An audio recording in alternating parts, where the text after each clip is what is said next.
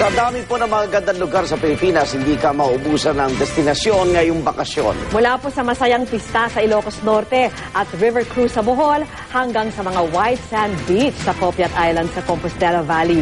Narito po ang report. Panglao Beach, Chocolate Hills. Oh, alam mo na kung saang lalawigan ito na ngayong summer talaga namang dinarayo, ang Bohol.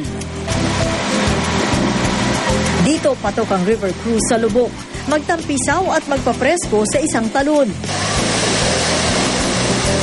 Mag-ala Superman sa zipline.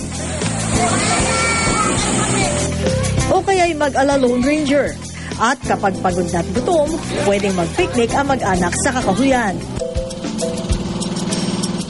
Di nakatakataka kung pati mga dayuhan nahahalina sa Copiat Island, isa sa mga ipinagmamalaki ng Mabini Compostela Valley.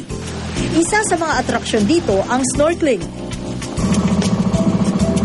Pwedeng malibot ang isla sakay ng bangka. We make a small pool around the island, yes. Pero para pagyamanin ang mga coral, may bahagi ng isla na idineklarang protected sanctuary, kaya off-limit sa mga turista.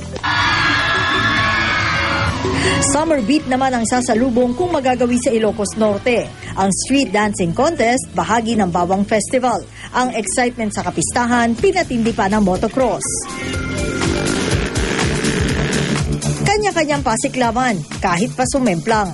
Isa sa mga agaw pansing kalahok, ang 11 taong gulang na si Jero. Kung na-shot na tiris, tatlo mga banak. Kasabayan niya sa teknik at tricks ang iba pang nagmotocross na dumayo pa mula sa iba't ibang probinsya. Para sa saksi, Sherry Ann Torres, nag-uulat.